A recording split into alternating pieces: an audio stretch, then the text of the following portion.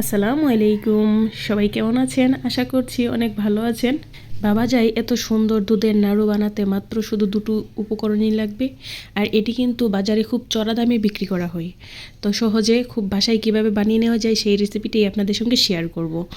প্রথমে আমি নিয়েছি গরুর দুধ, আর গরুর টাটকা দুধটাই নেওয়ার চেষ্টা করবেন। এখানে আমি গরুর টাটকা 2 কেজির উপরে আছে দুধ নিয়েছি। দুধটাকে প্রথম আমি রাইস কুকারে বসিয়ে দিয়েছি, বসিয়ে চুলাটাকে আমি অন করে দিলাম।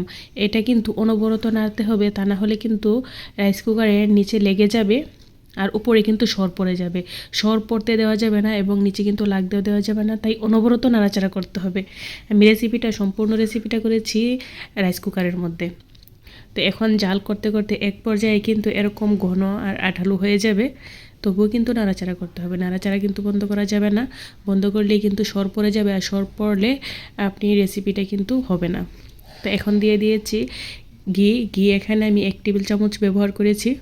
তারপরে যখন দুধটা পুরোপুরি ঘনর দিকে হয়ে আসছে ওই পর্যায়ে দিয়ে দিয়েছি চিনি। এখানে আমি 2 কেজির 250 গ্রামের মতো দুধ ছিল, এখানে আমি চিনি দিয়েছি হাফ কেজি, 500 গ্রাম চিনি দিয়েছি।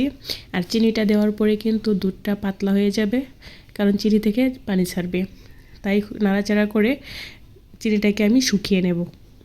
2 কেজি 250 গ্রাম দুধ যদি আমি গ্যাসের চুলায় শুকাতে যেতাম তাহলে আমার অনেকটা গ্যাস খরচ হয়ে যেত, তাই আমি রাইস কুকারে করে নিয়েছি। আর ওইদিকে কিন্তু আমি ফ্রিজের লাইনটাকে অফ করে দিয়েছি, কারণ ফ্রিজ থেকে যতটুকু বিদ্যুৎ বিল আমার আসতো সেইটা দিয়েই কিন্তু আমার দুধের নাড়ুটা করা হয়ে যাবে।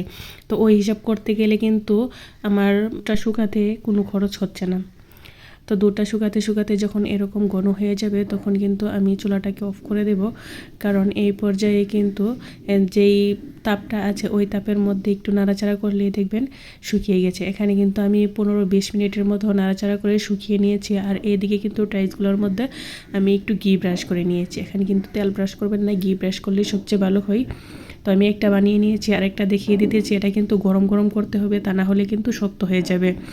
আর যদি আপনার বানাতে একটু সময় লাগে তাহলে কিন্তু একটা পলি ব্যাগের ভিতরে ভরে তারপরে বানাবেন, তা না হলে কিন্তু শক্ত হয়ে যাবে। আমি এখানে 3-4 জনের বানিয়েছি, তাই আমি পলি ব্যাগে ভরি নাই।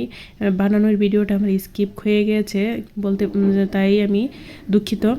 তো দেখুন সবগুলো কিন্তু আমি বানিয়ে নিয়েছি। এখানে 1 ঘন্টার মতো রেখে দিয়েছিলাম, এতেই কিন্তু শক্ত হয়ে গেছে। এটা কিন্তু ফ্রিজে রাখার কোনো দরকার নেই, বানিয়ে এরকম করে রেখে দিলেই হবে।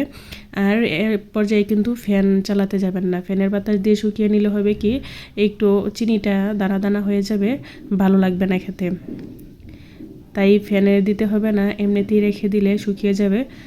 এই যে দেখতে পাচ্ছেন মাশাআল্লাহ কি সুন্দর হয়েছে, অতি অল্প সময়ে এবং খরচও কিন্তু কম।